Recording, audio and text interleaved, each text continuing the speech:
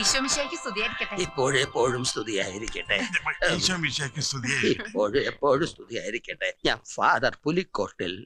ഞാൻ George C നായരി. ഇതെന്റെ ഭാര്യ എലിസബത്ത്. പള്ളിയിലിട്ടിരിക്കുന്ന എലിയമ്മ. അച്ഛനകത്തേക്ക് വന്നാട്ടെ. സൂക്ഷിച്ച്. ക്രിസ്ത്യൻ ലിറ്ററേച്ചർ മൂവ്മെന്റ്, ക്രിസ്ത്യൻ സാഹിത്യ പ്രവർത്തനം. അച്ഛനിരിക്കും. ഞാൻ ഇരിക്കാം. ഒരു അഖിലേന്ത്യാ സംവിധാനമാണ്. നേരിട്ട് ബോപ്പിന്റെ കീഴിൽ ഫാദർ പുലിക്കോട്ടിൽ അതിന്റെ ചുമതലക്കാരൻ. മിസ്റ്റർ ജോർജ് സി നായരുടെ ഇടത് കൈ ഏതാ? ഇതല്ല. അപ്പൊ ഇത് വലത് കൈ. ഈ കൈ കൊണ്ട് പേന പിടിച്ചല്ലേ ഈ പുസ്തകങ്ങളൊക്കെ എഴുതിയത്. എന്തൊരു രചനാ പാടവം കുഞ്ഞാടെ. അയ്യോ, അതൊന്നും അച്ചായനെ എഴുതിയതല്ല അല്ലേ അച്ചായ? മനസ്സിലായി. ആദ്യം ആരെങ്കിലും കുത്തിയിരുന്ന് എഴുതിയാലല്ലേ പ്രിന്റ് ചെയ്യാൻ പറ്റൂ. കഷ്ടപ്പെട്ട് ഒരുപാട് എഴുതിയ കൈ. ഞാനൊന്ന് മുത്തിക്കോട്ടെ. വീണ്ടും ഇടത് കൈ. കർത്താവേ, ഇനി എന്നാണാവോ സ്വന്തം പേരിൽ 4 അക്ഷരം എഴുതി 4 അറിയാൻ? കാൽവരിയിലെ സംഗീതം, പുണ്യസ്പർശം എല്ലാം ജോർജ് സി നായർ എഴുതിയത്. നാഥ നിന്റെ വരവിനായി ജെറുസലേം വിളിക്കുന്നു. വൈഭവം, എന്തൊരു വൈഭവം വേണം ഇങ്ങനെ എഴുതാൻ. ക്രിസ്ത്യാനിയായ ഒരാൾ പോലും ഇതുപോലെ എഴുതില്ല. അങ്ങനെയുള്ളപ്പോ അന്യമത വിശ്വാസിയായിരുന്ന താങ്കൾ കർത്താവിൽ ആകൃഷ്ടനായി സത്യവിശ്വാസിയായി. തുടർന്നുള്ള ജ്ഞാനപ്രവാഹങ്ങളല്ലേ ഈ പുസ്തകങ്ങൾ. കുഞ്ഞാടെ, നീ ഒരു ജീനിയസ് ആകുന്നു. അച്ഛനെന്നെ വല്ലാതെ പുകഴ്ത്തും. യോഗ്യത ഉള്ളത് കൊണ്ട് തന്നെയാ പുകഴ്ത്തുന്നത്. ഇനിയും പുകഴ്ത്തും. ഈ പുസ്തകങ്ങൾ സോഷ്യൽ ലിറ്ററേച്ചറോ നോവലുകളോ ആയിരുന്നെങ്കിൽ ഏതൊക്കെ പുരസ്കാരങ്ങൾ മിസ്റ്റർ ജോർജ് സി നായരെ തേടി വരികയില്ല. ഫെലോഷിപ്പ് വരെ വരും. അതിനെ പറ്റി സാധനങ്ങൾ ഞാൻ എഴുതിയിട്ടുണ്ട്. അർദ്ധരാത്രിയിൽ മണിയറയിലെ കൊലപാതകം. രണ്ടും ഒന്ന് തന്നെയാ. രാത്രിയല്ലേ? ഇടിപറ്റിയവനെ പാമ്പ് കടി. ഇതൊരു ട്രൂ സ്റ്റോറിയാ. നേരും നെറിവും പിന്നെ ഞാനും. അത് ആത്മകഥാ പഠനം. കരുണൻ എവിടെ? അച്ഛൻ അറിയില്ല. അയ്യോ, അതൊരു യാത്രാ വിവരണമാണ്. കരുണൻ എവിടെയെന്ന് ആർക്കും അറിയില്ല. എനിക്കും. അകത്തിട്ടടച്ച മുട്ടനാടേതാ? അത് ഏലിയമ്മയുടെ തലക്ക് സ്ഥിരമില്ലാത്തൊരു വല്യപ്പനാ. ഏലിയമ്മേ, തോമസ് കുട്ടിയുടെ ഓഫർ എന്താണെന്ന് അച്ഛനോടൊന്ന് പറഞ്ഞേ. ആരാ തോമസ് കുട്ടി? തോമസ് കുട്ടി ഇവിടുത്തെ MP അല്ലയോ? ഈ പുസ്തകങ്ങളൊക്കെ തോമസ് കുട്ടിക്ക് കാണാൻ പാടാ. എന്നിട്ടും ജീവിച്ചിരിപ്പുണ്ടോ? പിന്നെ എന്തായിരുന്നു തോമസ് കുട്ടിയുടെ ഓഫർ? ആന, പിണ്ടം. എന്റെ നാക്കിന്റെ അകത്തിരിക്കുന്നു. ഈ എംടിക്കും തകഴിക്കും കിട്ടിയിട്ടുള്ള സാധനം. അത് തന്നെ അതൊരെണ്ണം സംഘടിപ്പിച്ചു തരാന്ന് പറഞ്ഞപ്പോ ഞാൻ പറഞ്ഞു വേണ്ടാന്ന്. അച്ഛനല്ല, ജോർജ് സി നായർ പറഞ്ഞു വേണ്ടാന്ന്. അതൊക്കെ കിട്ടിയാലേ അഹങ്കാരം കൂടും. ഇപ്പോഴും അതിച്ചിരി കൂടുതലാ. പക്ഷേ തോമസ് കുട്ടി വിട്ടില്ല. 10 രൂപയുടെ റവന്യൂ സ്റ്റാമ്പ് ഒട്ടിച്ച് അപേക്ഷയായി ഡൽഹിക്ക് പോയിരിക്കുക. ഭാഗ്യവാൻ. അതങ്ങ് ഡൽഹി കിട്ടിയിട്ട് വേണം നറുക്കിട്ടെടുക്കാൻ. ഉടനെ കിട്ടും. ഞങ്ങളും തീരുമാനിച്ചിട്ടുണ്ട് ചിലതൊക്കെ തരാൻ കുഞ്ഞാടെ. അതിന് ആപ്ലിക്കേഷൻ വേണ്ടേ? അല്പ കോംപ്ലിക്കേഷൻ ആവും. ജോർജിനും ഫാമിലിക്കും സ്വീകരണം, തുടർന്ന് ആദരിക്കൽ, പിന്നെ പ്രത്യേകം ചില സമ്മാനങ്ങളും. അതൊക്കെ ബുദ്ധിമുട്ടാവില്ലേ? എന്ത് ബുദ്ധിമുട്ട്? ഇത് ഞങ്ങളുടെ ഡ്യൂട്ടി അല്ലേ. നേരിട്ട് ക്ഷണിക്കാനാ ഞാൻ വന്നത്. ജോർജിന്റെയും പെമ്പിളയുടെയും പിന്നെ മക്കളുടെയും ഫോട്ടോ തന്ന അച്ഛന് പോകാം. എന്താ ഒരാലോചന? മനസ്സിലായി. ഡേറ്റ്, സമയവും സ്ഥലവും ഒക്കെ പുറകെ അറിയിക്കാം. അതല്ല, പിന്നെ ഞാനും ഇവളും വരാം. മക്കള് വരണം. അതല്ലേ അതിന്റെ മര്യാദ. അതല്ല പ്രശ്നം. ഒരു മകനുള്ളത് അങ്ങ് അമേരിക്കയില. അമേരിക്കയിലാണല്ലേ? അതെ. എന്നാ ശരി, ആള് വേണ്ട. ഒരു ഫോട്ടോ മതി. മോൻ അവിടെ എന്ത് ചെയ്യുന്നു? പഠിത്തമാണോ, ജോലിയാണോ, അതോ അപ്പച്ചനെ പോലെ വാരി വലിച്ചെഴുതുവാണോ? എന്താന്ന് വെച്ചാ അത് ഒരു കുടുംബത്തിന്റെ ബയോഡാറ്റ ആവുമ്പോ ഇതൊക്കെ വേണമല്ലോ. മകനെ ഒഴിവാക്കണം അച്ചോ. അതെന്താ, വല്ല പ്രശ്നമുണ്ടോ കുഞ്ഞാടെ? ഉണ്ട്. അവൻ എന്റെ ആദ്യ ഭാര്യയിലുള്ളതാ. ഞാൻ മതം മാറി, പക്ഷെ അവൻ മതം മാറാൻ തയ്യാറല്ല. മതം മാറിയില്ലെങ്കിൽ അവനെ ഇവിടെ കേറ്റില്ലെന്ന് ഞാനും പറഞ്ഞു. പക്ഷെ കൊറേ കാലായി അപ്പച്ചനും മോനും തമ്മിൽ യാതൊരു ബന്ധവുമില്ല. ഒരു ബന്ധവുമില്ല. ഒരു ബന്ധവുമില്ല. ഇല്ല. സത്യം പറഞ്ഞ അവൻ എവിടെയാണെന്ന് പോലെ എനിക്കറിയില്ല. നേരത്തെ അമേരിക്കയിലാണെന്ന് പറഞ്ഞത്. അതെ വേറെ ആരോ പറഞ്ഞു കേട്ടതാ. ഞങ്ങളുടെ ഫോട്ടോ മതിയെങ്കിൽ തരാച്ചോ അല്ലേ? ലേറ്റസ്റ്റ് ആയിട്ട് എടുത്തതാ. മതി, എനിക്ക് ഇത്രയും മതി. കലക്കി. Thank you sir. മേമന നമ്പൂരിയെ പോലെ തന്നെ പുലിക്കോട്ടിൽ അച്ഛനും കലക്കി. വിക്രമന് ഏത് വേഷവും ചേരും സർ. ഇരിക്ക്. പക്ഷെ ഞാൻ അത്ര ഹാപ്പി അല്ല സർ. അതെന്താ? മകന്റെ കാര്യത്തിൽ എന്തൊക്കെയോ മറക്കുന്നുണ്ട്. പക്ഷെ അത് പൂർണ്ണമായും മനസ്സിലാക്കാൻ എനിക്ക് കഴിഞ്ഞില്ലല്ലോ. ആര് പറഞ്ഞു? ഇതാ ഇപ്പൊ നന്നായേ. നല്ല ഒന്നാം തരം കെണി ഒരുക്കി വെച്ചിട്ടല്ലേ പുലിക്കോട്ടിൽ അച്ഛൻ വന്നിരിക്കുന്നേ. മനസ്സിലായില്ലേ? ആദ്യം പറഞ്ഞു മകൻ അമേരിക്കയിൽ എവിടെയോ ആണ്. പിന്നെ അത് തിരുത്തി പറഞ്ഞു അത് ആരോ പറഞ്ഞു കേട്ട അറിവാണ്. പിന്നെയും തിരുത്തി പറഞ്ഞു മകൻ എവിടെയാണെന്നറിയില്ല, മകൻ എന്താണ് ജോലി എന്നറിയില്ല, മകനുമായിട്ട് യാതൊരു ബന്ധവുമില്ല. അതൊക്കെ വെറും നുണയാണ് സർ. ജോർജ് സി നായർ നുണ പറയണം. പിന്നീട് ആ നാവ് നേര് പറയേണ്ടി വരുമ്പോഴോ മകൻ അമേരിക്കയിലാണെന്നുള്ള കാര്യം, അമേരിക്കയിൽ എവിടെയാണെന്നുള്ള കാര്യം, എന്താണ് ജോലി എന്നുള്ള കാര്യം, മകനുമായി സ്ഥിരമായി ബന്ധപ്പെടാറുണ്ടെന്നുള്ള കാര്യം, ഇതൊക്കെ അയാൾക്ക് തുറന്ന് സമ്മതിക്കേണ്ടി വരും. ശരിയാ, ഒന്നാം തരം കെണിയാ. താമസിയാതെ ജോർജ് സി നായരെ നമുക്ക് വീണ്ടും കാണണം. പക്ഷെ അതിനു മുമ്പ് ഒരു ചെറിയ ഹോംവർക്ക് ചെയ്യണം. ഹലോ,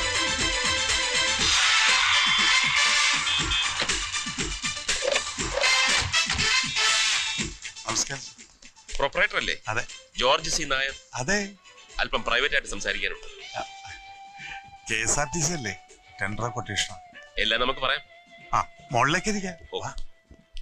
പറ, പ്രദീപ് ഇപ്പോൾ എവിടെയുണ്ട്? ചോദിച്ച കേട്ടില്ലേ? ഈ ആയുടെ അർത്ഥം എന്താ? അമേരിക്കയിലാണെന്നാണോ അറിയില്ലെന്നാണോ? അറിയില്ല. മകൻ അമേരിക്കയിലാണെന്ന് നിങ്ങൾ പലരോടും പറഞ്ഞിട്ടുണ്ടല്ലോ. എനിക്കറിയാത്ത കാര്യം ഞാൻ ആരോട് പറയണ? എന്നോട് പറഞ്ഞില്ലേ കുഞ്ഞാടെ?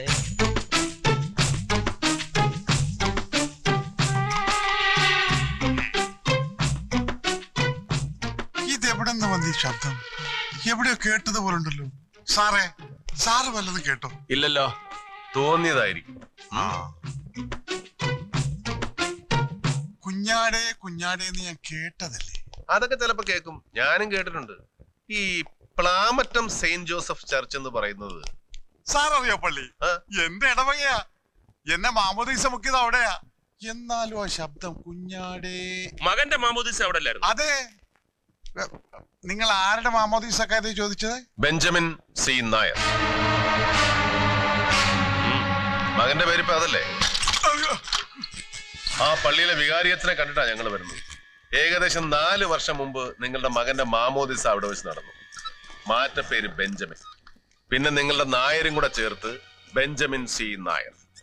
നിങ്ങൾ മുൻകൈ എടുത്തിട്ടാണ് ഈ മാറ്റം നടത്തിയത്, ശരിയല്ലേ? കുഞ്ഞാട് എന്തിനാ എന്നോട് കള്ളം പറഞ്ഞേ?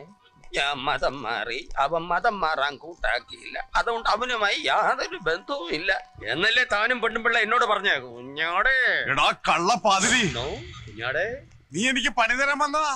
എന്റെ മകനെ ഞാൻ മതം മാറ്റും, ഓസ്ട്രേലിയയിലേക്കോ അമേരിക്കയിലേക്കോ കോത്താഴത്തേക്കോ അയക്കും. അത് എന്റെ സൗകര്യ. CBI എന്നൊക്കെ പറഞ്ഞപ്പോ കുറച്ച് മാന്യത ഉണ്ടാവുമെന്ന് കരുതി എല്ലാവരും കൂടി ചേർന്ന് പിരിവിനിറങ്ങിയൊക്കെയാണല്ലേ. 10 പൈസ ഞാൻ തരില്ലടാ. മതി. പ്രദീപോ ബെഞ്ചമിനോ അവൻ തന്റെ മാത്രം പ്രൈവറ്റ് സ്വത്തല്ല. അവന് നാട്ടുകാരുണ്ട്, ബന്ധുക്കളുണ്ട്, സുഹൃത്തുക്കളുണ്ട്. കഴിഞ്ഞ 4 വർഷമായി അവനെ കുറിച്ച് എന്തെങ്കിലും കേട്ടിട്ട് കണ്ടിട്ട് ഒരിക്കലും മതം മാറില്ലെന്ന് ശടിച്ച് അവനെ നിങ്ങൾ നിർബന്ധിച്ച് മതം മാറ്റി. അവന്റെ അമ്മ അവന്റെ പേരിൽ എഴുതി വെച്ച സ്വത്തുക്കളൊക്കെ ഇന്ന് അനുഭവിക്കുന്ന നിങ്ങൾ. ഒരുപാട് മിസ്റ്ററി ഉണ്ട് മിസ്റ്റർ ഇതിലൊക്കെ. അവനിപ്പം ഭൂമിക്ക് അടിയിലാണെന്ന് പോലും നാട്ടുകാർക്ക് സംശയമുണ്ട്. ഞങ്ങൾക്ക് സംശയമുണ്ടോ? 10 ദിവസത്തിനകം അവൻ നേരിട്ട് പ്രത്യക്ഷപ്പെട്ടിട്ടില്ല എങ്കിൽ കേസും മാറും, കഥയും മാറും.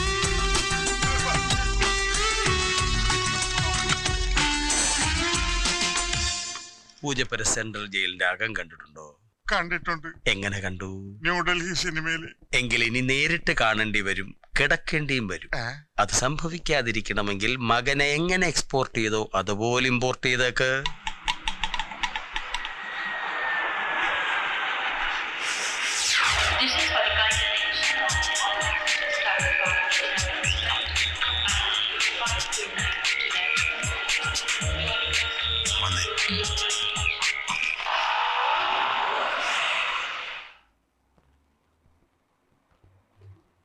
മറ്റു മാർഗമൊന്നും ഉണ്ടായില്ല. അതാ വരാൻ നിർബന്ധിച്ചത്. ഞാനത് ചെയ്തില്ലെങ്കിൽ അവർ എംബസി വഴി അത് ചെയ്യും. അത് കൂടുതൽ വഷളാവുകയുള്ളൂ. വളരെ സീരിയസ് ആണോ? സീരിയസ് ആവുന്നതും ആകാതിരിക്കുന്നതും നീ അവരെ ഹാൻഡിൽ ചെയ്യുന്നത് പോലെ ഇരിക്കും. CBI കാണുന്നതിന് മുമ്പ് നമ്മുടെ വക്കീലിനെ ഒന്ന് കാണണം, ഒരു കോച്ചിങ്.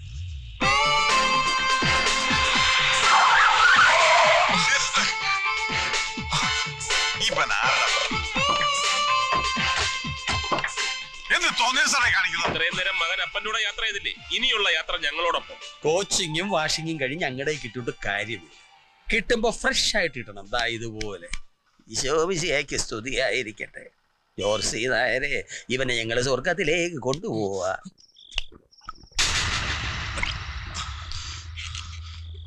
മതിയോ? അമ്മയും ഗുരുവായൂരപ്പനും കഴിഞ്ഞേ മറ്റെന്തുമുള്ളൂ എന്ന് പറഞ്ഞിരുന്ന നിങ്ങൾ എങ്ങനെ ക്രിസ്ത്യാനിയായി? എങ്ങനെ ബെഞ്ചമിൻ സി നായരായി?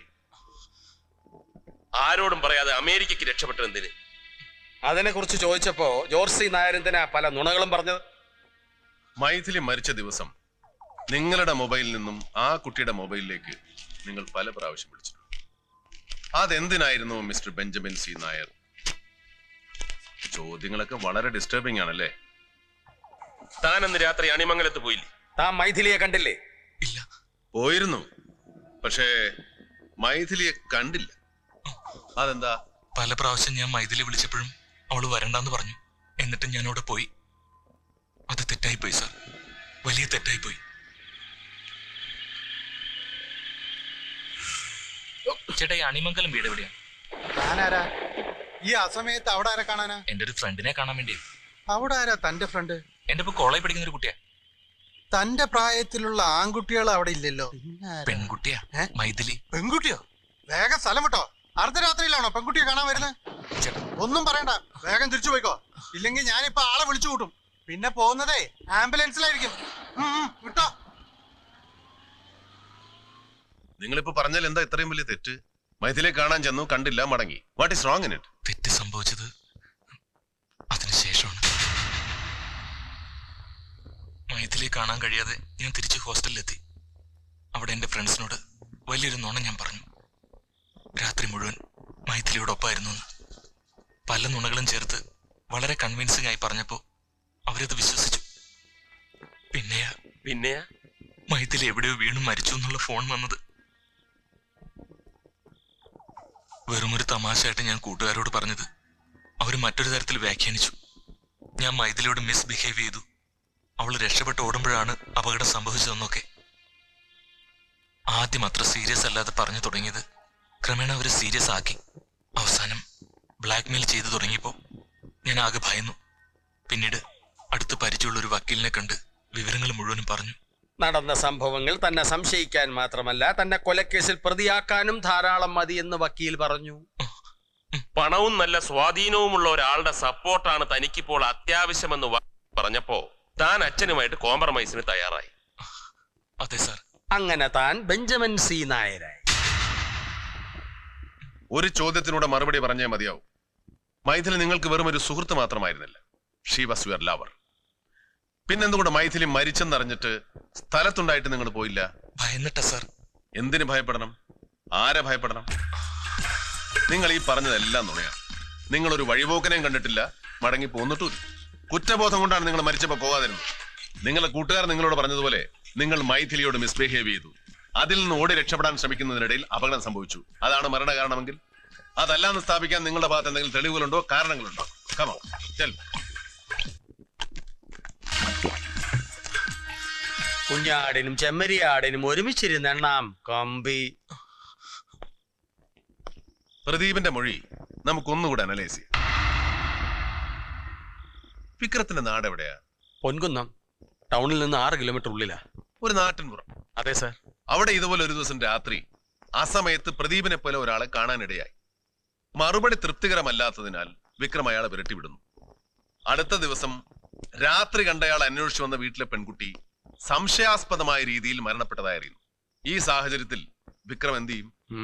വായി മൂടിക്കെട്ടി വീട്ടിരിക്കും? ഒരിക്കലും ഇല്ല. പോലീസിനോട് കയറി പറയില്ല. പോട്ടെ, നാട്ടുകാരോടെങ്കിലും, അറ്റ്ലീസ്റ്റ് വീട്ടുകാരോടോ കൂട്ടുകാരോടോ എങ്കിലും പറയില്ലേ? ഒരു സംശയം വേണ്ട, ആരോടെങ്കിലും തീർച്ചയായിട്ടും പറഞ്ഞിരിക്കും. റൈറ്റ്.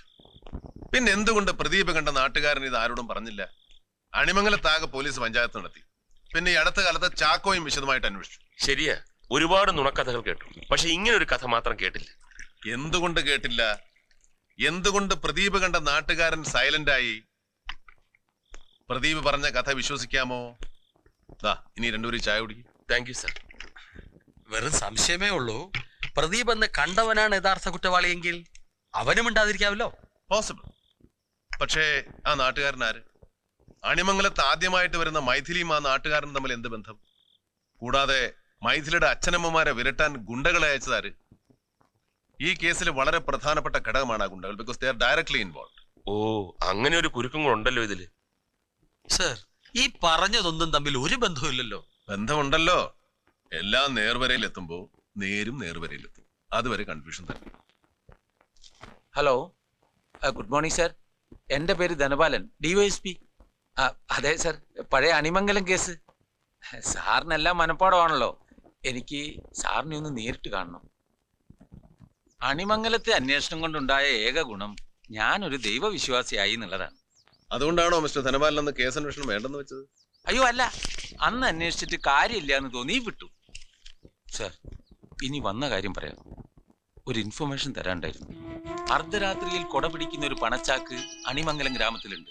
അഖിലേഷ് എന്നാണ് അവന്റെ പേര്. ഒരു പ്രമാണിയുടെ മകളെ കല്യാണം കഴിച്ചതിന്റെ പേരിൽ കോടീശ്വരനായവൻ. കഴിഞ്ഞ ദിവസം ഞാൻ അവനെ മൂകാംബി വെച്ച് കണ്ടു. ഒപ്പം ഒരു പെൺകുട്ടി ഉണ്ടായിരുന്നു. പെൺകുട്ടിയല്ല, പെണ്ണ്. അല്പം പോലീസ് ബുദ്ധി ഉപയോഗിച്ചപ്പം ആളെ മനസ്സിലായി.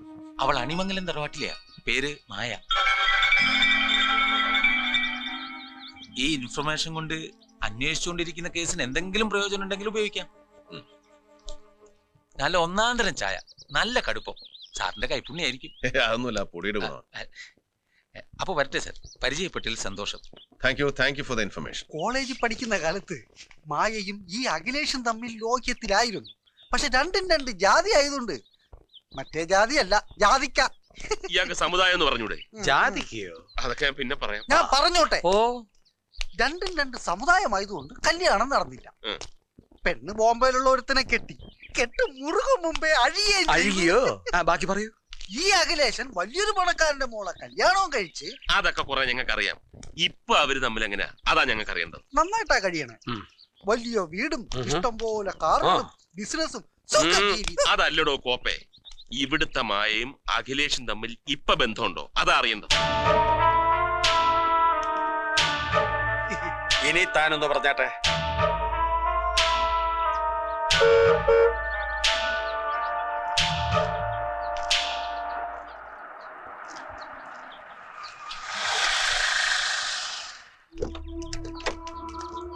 ഞാൻ ചാക്കോ. മനസ്സിലായി സാറ്? ഞാൻ വിക്രം, CBI. സാറിനെ ഞാൻ കണ്ടിട്ടില്ല. ഇനിയും കാണാം. ഞാൻ ട്രാൻസ്ഫർ ആയിപ്പോ വന്നേ ഉള്ളൂ. ഇതുവരെ അന്വേഷണം തീർന്നില്ലേ? ഇല്ല, നടന്നോണ്ടിരിക്കുക. ഇതമ്മ, മറ്റേത് മായ. എന്താ ഒരു സ്വകാര്യം? അതല്ല, സാറിനൊരു സംശയം. കഴിഞ്ഞ ആഴ്ച സാറും ഫാമിലിയും കൂടെ തൊഴാൻ വേണ്ടി മൂകാംബിയെ പോയിരുന്നു. അവിടെ വെച്ച് മകളെ കണ്ടതായിട്ടൊരു ഓർമ്മ. മൂകാംബിയെ വെച്ച് ഇവളെ കണ്ടെന്നോ? എന്നാ സാറിന് ആള് മാറിയിട്ടുണ്ട്. കഴിഞ്ഞ ആഴ്ച ഇവള് തിരുവനന്തപുരത്ത് ഒരു കൂട്ടുകാരിയുടെ വീട്ടിലായിരുന്നു. പിന്നെങ്ങനെ കാണുക? എക്സ്ക്യൂസ് മീ മായ, ഞാൻ മൂകാംബിയെ വെച്ച് തന്നെ കണ്ടത്. സൗവർണയിൽ വെച്ചോ ക്ഷേത്രത്തിൽ വെച്ചോ? അതോ ഇനി അമ്മ പറഞ്ഞ പോലെ തിരുവനന്തപുരത്ത് വെച്ചാണോ ചാക്കോ? തിരുവനന്തപുരത്ത് മൂകാംബിയുണ്ടോ? എവിടെയും ഉണ്ടല്ലോ. പല സ്ഥലങ്ങളിൽ പല ബന്ധം, പല പേരുകളിൽ അറിയപ്പെടുന്നു.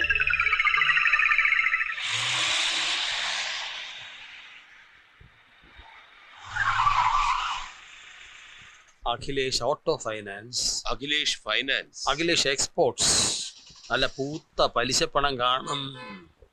ചാക്കോ അകത്ത് നിന്ന് അഖിലേഷ് മുതലാളി ഒന്ന് ഡീൽ ചെയ്യും. എനിക്ക് ഈ സെക്യൂരിറ്റി ചേട്ടന്റെ സെക്യൂരിറ്റി ഒന്ന് ചെക്ക് ചെയ്യണം.